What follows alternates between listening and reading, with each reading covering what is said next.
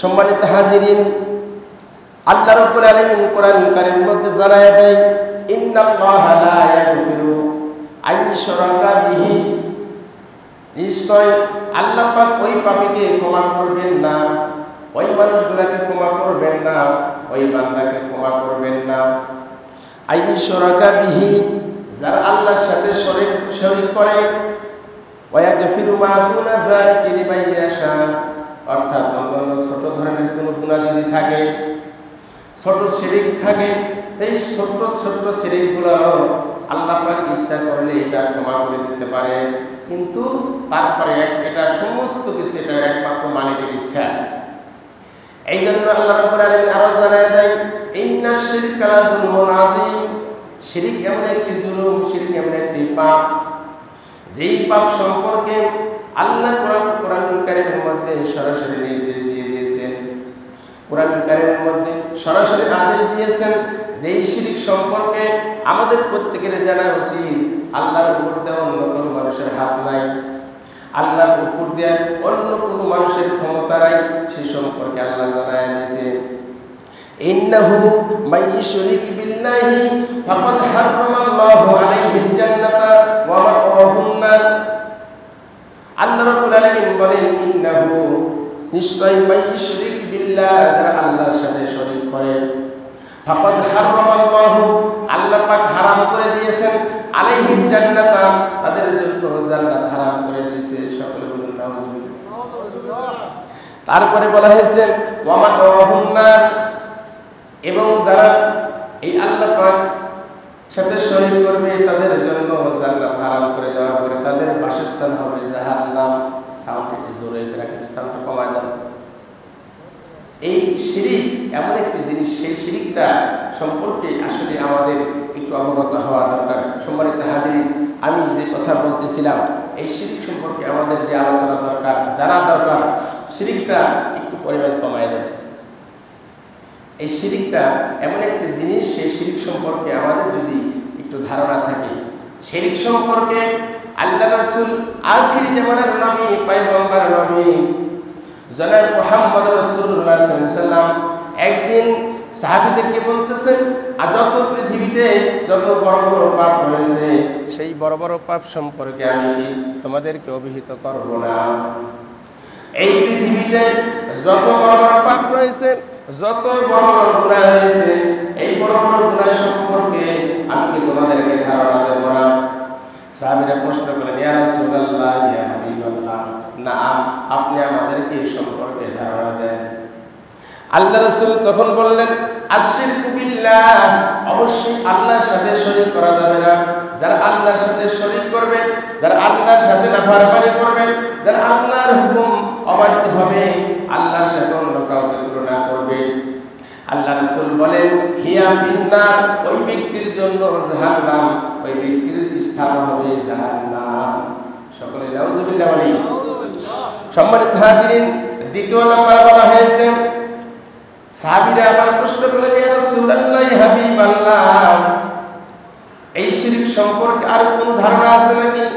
আল্লাহ রাসূল তখন ওই সাহাবীদেরকে বললেন, ওয়াকুকুল ওয়ালিদাইনি, অর্থাৎ তোমার পিতামাতা বেঁচে আছে, তাদেরকে তুমি যদি অসম্মান না করো, তাদেরকে যদি তুমি কষ্ট দাও, তাদেরকে যদি তুমি খারাপ আচরণ করো, তাদেরকে যদি ব্যথা দাও, তাদের সাথে যদি খারাপ আচরণ করো, তাদেরকে যদি তুমি কষ্ট দাও, ওয়াকুকুল ওয়ালিদাইনি, এটাও এক ধরনের শিরিক।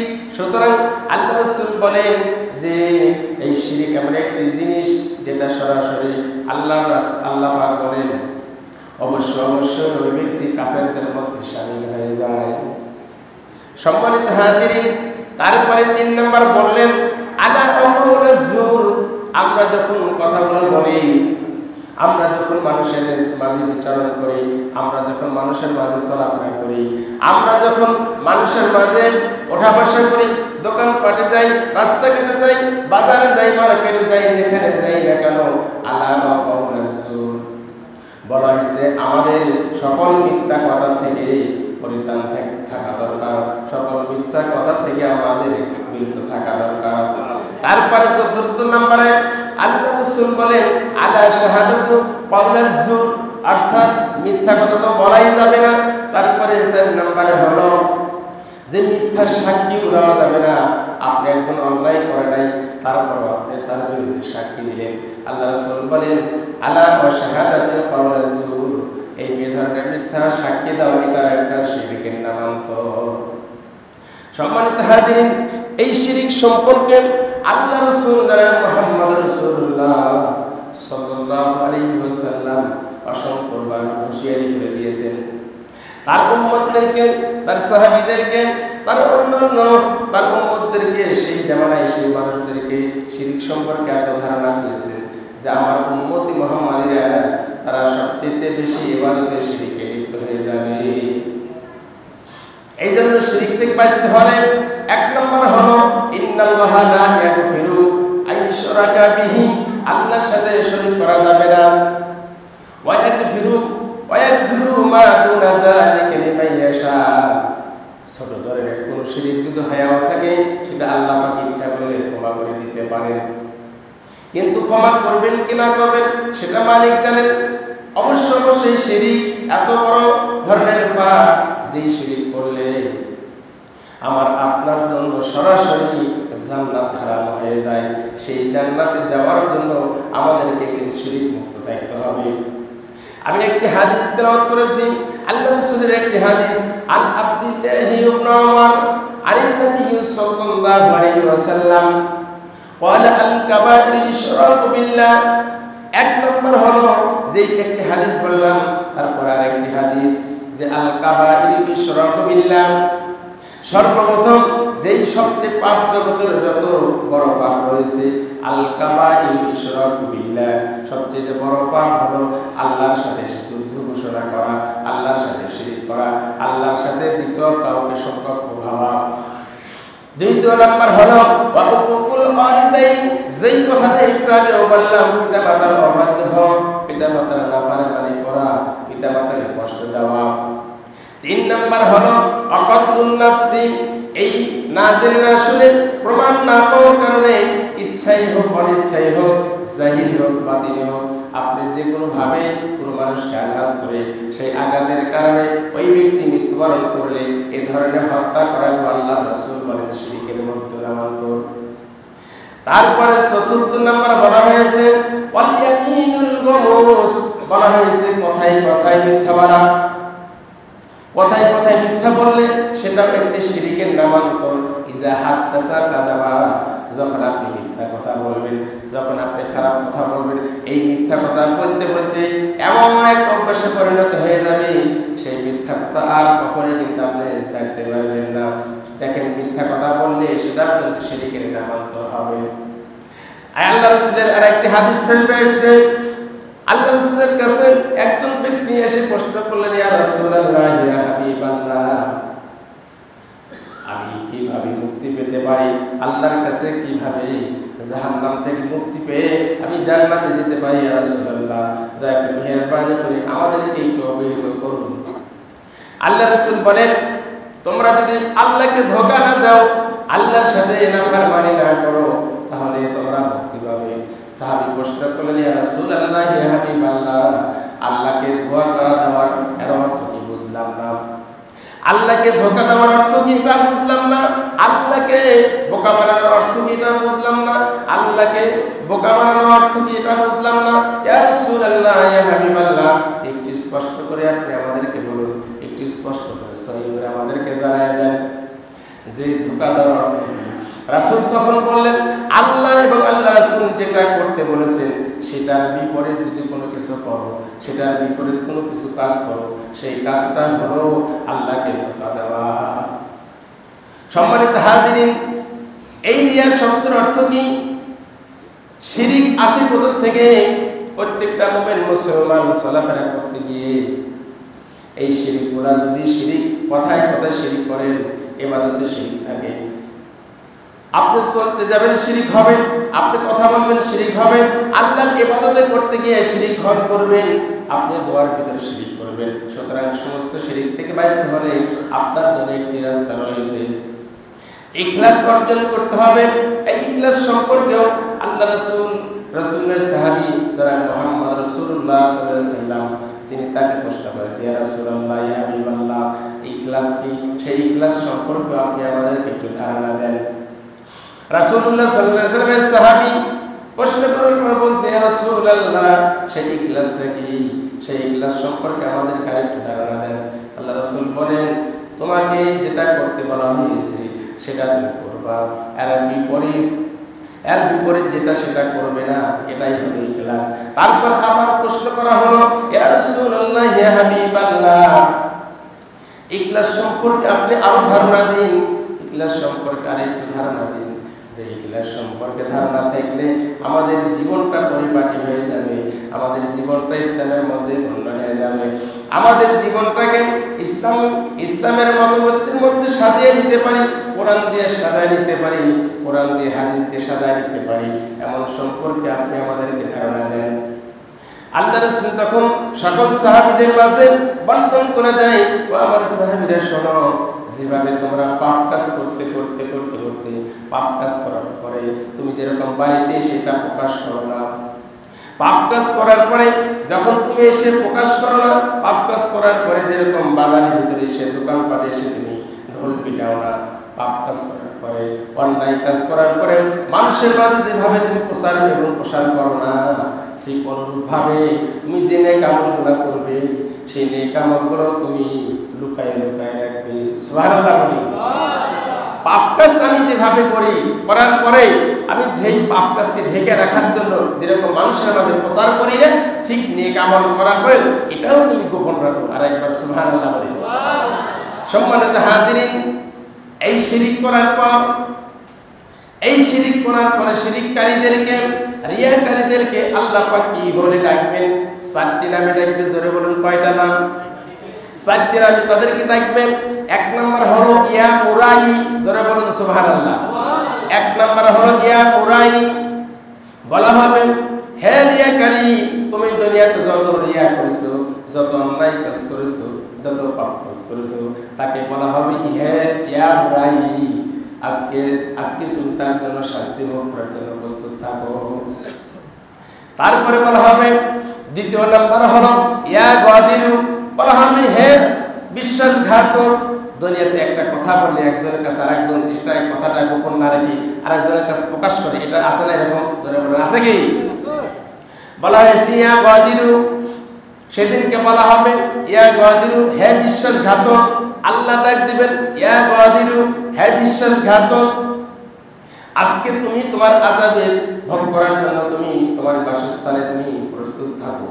তোমাকে এমন একটি জায়গায় দেওয়া হবে তোমার এই বিশ্বাসঘাতকতার কারণে, যার কারণে তোমার স্থান রয়েছে জাহান্নাম।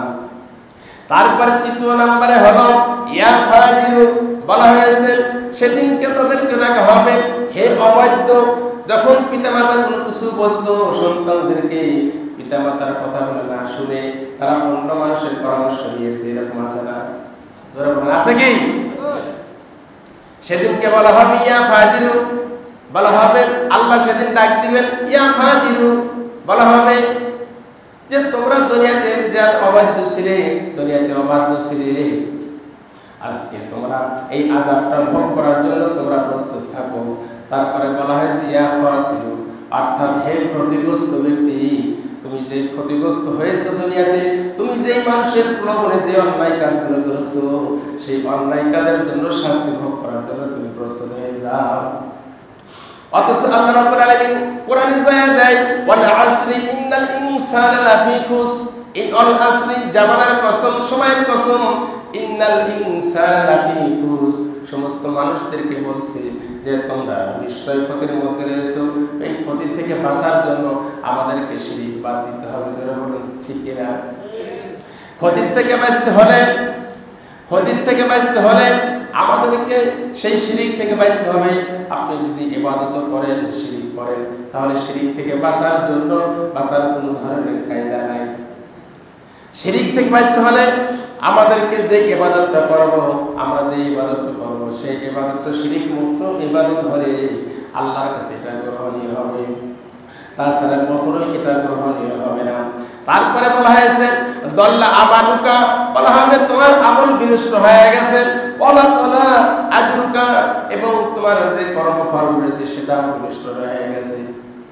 আল্লাহ তখন বলবে ফালা আজরাকা ফালা আজরালাকা ইনদানা, বলা হয়েছে আমার কাছে তোমার কোনো আজকে কোনো পাওনা নাই। আল্লাহ বলবে ফালা আজরালাকা ইনদানা, আমার কাছে তোমার কোনো পাওনা নাই, তোমার কাছে পাওনা নাই, আজকে তুমি আমার কাছ থেকে কোনো ধরনের কোনো কিছু আশা করতে পারবে না।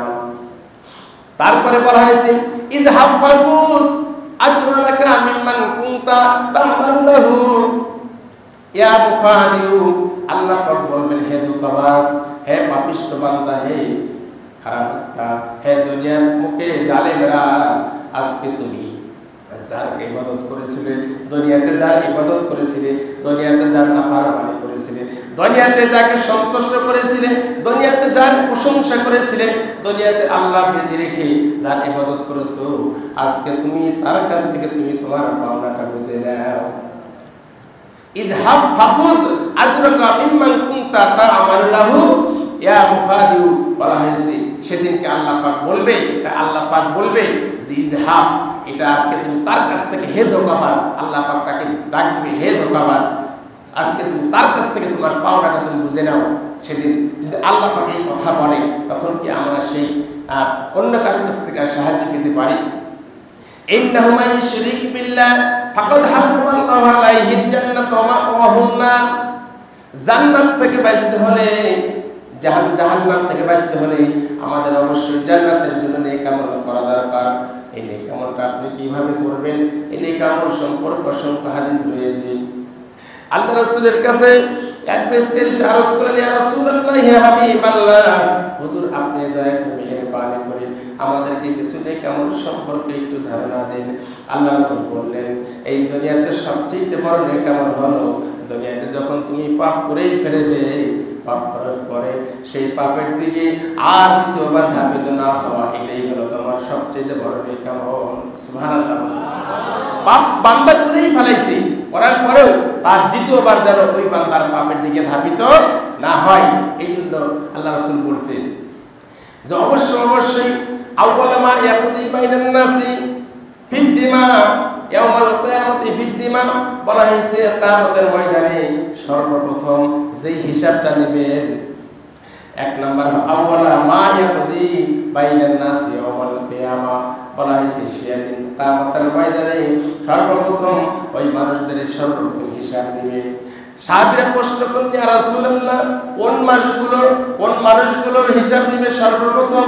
রাসূল বললেন, আউয়াল, সর্বপ্রথম মায়াদি বাইনান নাস, যারা জমিনে বাইনান নাস ইয়াউমাল কিয়ামাতি ফিদ্দিমা, দুনিয়াতে যারা সর্বপ্রথম মানুষকে হত্যা করেছে, দুনিয়াতে মানুষকে অবিচার করেছে, দুনিয়াতে মানুষকে অন্যায় কাজ করাইছে, এইভাবে মানুষকে হত্যা করেছে, মানুষকে জুলুম করেছে, নিপীড়ন করেছে, অন্যায় কাজ করার জন্য বাধ্য করেছে, এমন মানুষগুলোর জন্য আল্লাহ পাক সর্বপ্রথম ওই বান্দাদের হিসাব নেবে। হিসাব যদি আল্লাহ পাক সেদিন চাই, তাহলে আমাদের তো হিসাব দেওয়ার ক্ষমতা কি আছে? যারা বলেন আছে? আসলে আমাদের কিন্তু সেই ক্ষমতা নাই। এই জন্য আল্লাহ রাসূল মুহাম্মদ রাসূলুল্লাহ সাল্লাল্লাহু আলাইহি ওয়াসাল্লাম বলেন যে শিরিক থেকে বাঁচতে হলে দুটি জিনিস সবচেয়ে বেশি গ্রহণ করতে হবে। আল কাহিনু ওয়াস সাহিরু আল কাফির, বলা হয়েছে দুটি জিনিস তোমরা কখনোই গ্রহণ করবে না। এক নম্বর হলো গণকের নিকটবর্তী হবে না। এক নম্বর গণক, যে গণক কোনো কিছু না দেখে সেটা এখান থেকে বলে দিতে পারে যে অমুকের জমিতে 200 মণ ধান হবে, এটা গণক এখান থেকে নির্ধারণ করে দিবে, অথবা আপনার ভাগ্যের ভালো মন্দ এটা বলে দিবে, এই গণকের কাছে যাওয়া যাবে না। আল্লাহ রাসূল বলেন আল কাহিনু ওয়াস সাহিরু, বলা হয়েছে কোন গণকের কাছে যাওয়া যাবে না, ওয়াসাইরু, এবং শিরিক করা যাবে না, জাদুর নিকটে যাবে না। যারা জাদু করে, জাদুর আশ্রয় নেয়, যারা জাদুর নিকটবর্তী যায়, যেরকম বান্দা এবং বান্দীদের নিকটবর্তী তোমরা হবে না। আর যদি তোমরা হয়েও যাও তাহলে কি হবে? আল কাফের, অর্থাৎ জাদু এবং গণকের নিকটবর্তী হয়ে তাদের কাছ থেকে কোন ধরনের উপকারিতা গ্রহণ করে তাদের কাছ থেকে কোনো ধরনের লাভবান কোনো কিছু লাভ করাবে, আপনি দুনিয়াতে দুনিয়ার স্বার্থের জন্য কাজগুলো যদি করেন তাহলে অবশ্যই আপনি কাফেরদের মধ্যে শামিল হয়ে যাবেন।